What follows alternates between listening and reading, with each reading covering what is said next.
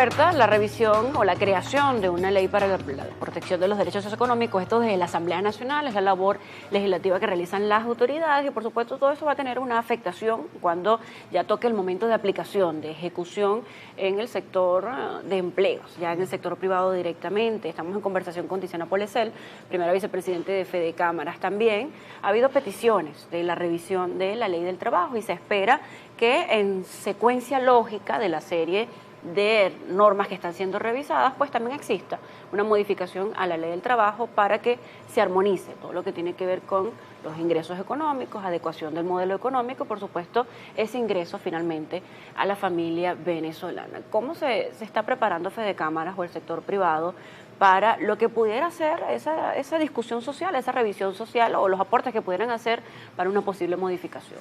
Bueno, quizás esa es una de las comisiones que más trabaja en Fede Cámaras justamente por la importancia del tema, que es justamente la Comisión de Asuntos Laborales en conjunto con una comisión en donde se reúne no solamente Fede Cámaras como empleadores, sino además se reúnen el sector de trabajadores por supuesto, hay reuniones que son las denominadas de diálogo social, donde incluso participa el gobierno con mediación, etc. Y hay muchos avances y muchos puntos en común, que la ley tiene que ser cambiada, que hay que trabajar el tema de la ley del trabajo. Ahora bien, el venezolano espera mejores sueldos, espera más oportunidades de trabajo e incluso espera poder elegir dónde trabajar. Cuando se cierran todas las ofertas, a veces al trabajador no le queda otro remedio que emplearse en la única empresa que hace algo para lo que él se preparó. La verdad que cuando nosotros hablamos de desarrollo, hablamos de oportunidades en donde el trabajador pueda no pensar en el salario mínimo, sino en el máximo, en quién le ofrece más por su trabajo. Yo creo que ese tiene que ser el objetivo. No trabajar en un día a día, sino la posibilidad de hacer carrera dentro de la empresa. De las empresas. Pero para todo esto es necesario que la empresa esté sana, trabaje al máximo de su capacidad. Tenemos muchas empresas que están trabajando al 10, al 15% de su capacidad. Entonces, evidentemente, una vez que esas empresas logremos, a través de lo que señalabas, crédito, a través de generación de empleo, porque el país lo está demandando, pues obviamente va a mejorar la calidad de ese trabajo. Pero, por ejemplo, tenemos todavía que abordar algunos temas. Si nosotros estamos pensando en la industria petrolera, modificamos la ley de hidrocarburos. Esa ley, por supuesto, aporta muchísimos elementos positivos para ese desarrollo.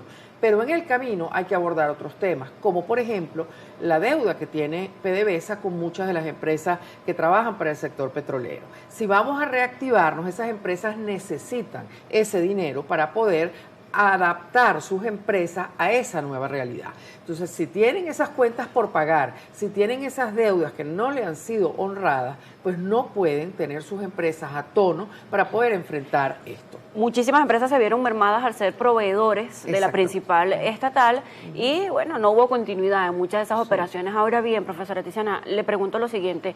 Existe una preocupación natural en el venezolano con respecto a, bueno, sí, la revisión de los salarios, la revisión de la ley y cómo afecta realmente la forma de bonificación o de salario en mis prestaciones. Pero, por otro lado, el empresario también tiene una preocupación con respecto a la inamovilidad laboral, porque son temas que también son álgidos, pero terminan siendo importantes para la discusión de ese escenario laboral. Todo eso se ha hablado en esas instancias y además hay un respeto muy importante de lo que es la opinión del empleador, la opinión del trabajador, la opinión del gobierno como ente, por supuesto, que tiene que velar para que todo esto fluya y funcione. Yo siento que allí hemos tenido de parte de Fede Cámaras personas de una gran experiencia en el tema laboral y aquí hay un gran avance. Y un gran avance además de acuerdo con los trabajadores, que yo creo que ese es el sentir, ese es el objetivo que debe tener un trabajo tripartito, un trabajo donde todos intervengan. Yo creo que eso es clave, ¿no? Pero de nuestra parte, para nosotros poder realmente responder con salarios buenos, con salarios dignos, eso es indispensable ese desarrollo, es indispensable, por ejemplo, la formalización. Regresando al tema PDVSA, que yo creo que es importante, el sector del transporte pesado reclama, por ejemplo, el hecho de que no les están entregando recibos de gasolina en las estaciones de servicio. Y por supuesto, para ellos registrar eso en sus empresas formales, necesitan ese recibo. Y la verdad que la mayoría de las estaciones de servicio no dan recibos por gasolina. Entonces esto les genera una preocupación y por supuesto yo creo que tenemos que ir todos, caminar todos hacia la formalidad, porque luego el ente fiscalizador te pide la factura y te puede incluso multar por no tener la factura. Pero el problema es que quien no te está dando la factura es un proveedor, muchas veces una empresa del Estado. Entonces, allí tenemos que afinar un poquito. La idea es afinar, mejorar en ese sentido. Nosotros tenemos conversaciones con todos los ministerios que son fluidas, la verdad, fluidas, respetuosas, frecuentes.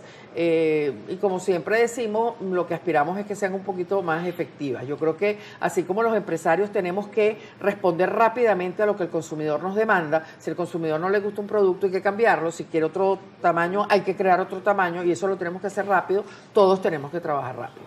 Profesora, en el caso de la inamovilidad laboral, ¿cómo lo plantea Fede Cámaras? De que esto no se convierta en un ataque contra el trabajador, pero que también represente una forma de saneamiento para esa empresa que de alguna forma pues necesita oxigenarse, necesita recuperarse para poder aportar en esta nueva dinámica económica. El planteamiento con la inamovilidad laboral sin duda alguna tiene mucho que ver incluso con los jóvenes, con los que están entrando al mercado laboral.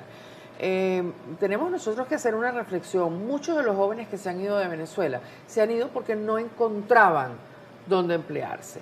Y no encontraban dónde emplearse porque esa empresa no podía buscar nuevos empleados porque tenía algunos que no los podía despedir, producto de esta ley. Entonces, yo creo que tenemos que mirar un poco hacia la juventud, mirar un poco hacia todas esas personas que están aspirando, que no se querían ir de Venezuela, que querían trabajar en Venezuela, pero que no encontraban la posibilidad.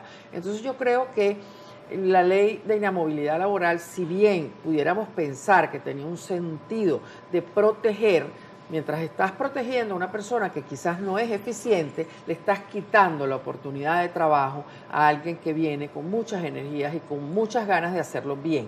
Yo creo que ese es el sentido. Y, por supuesto, nosotros nunca hemos apoyado una ley como esa.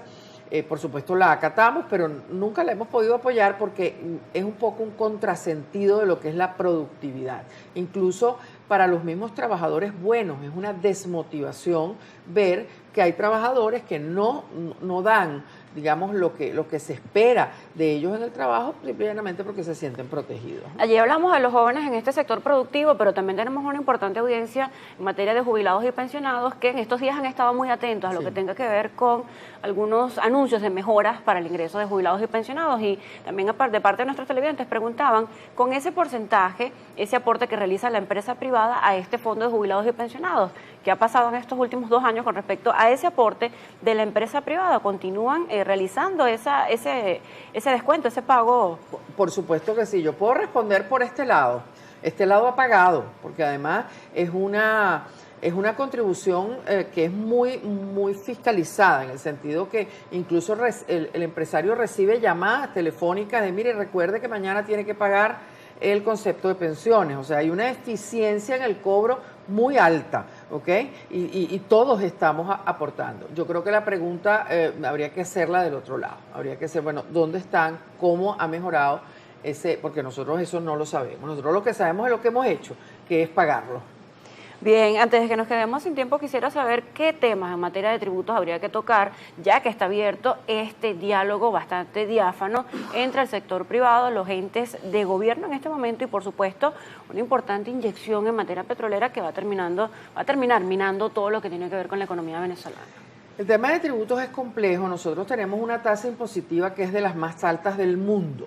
¿ok? Y eso es bueno que lo tengamos claro. Primero, bueno, hay una razón fundamental, tenemos una informalidad muy alta y quienes pagan impuestos pagan por incluso los que están en la informalidad. Entonces eso hace que nuestra tasa impositiva ronde el 60%, cosa que en los países del mundo se considera una de las más altas.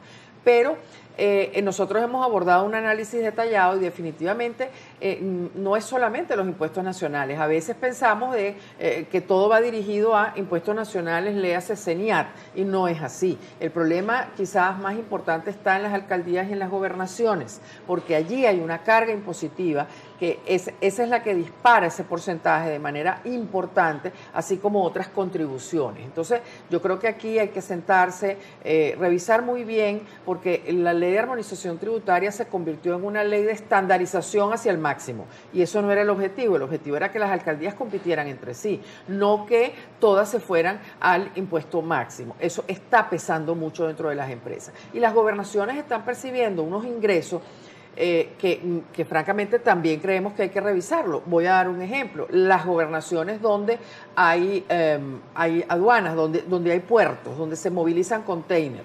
Desde el COVID, ese sector está pagando un concepto que se llama sanitización de los containers, desde el momento del COVID.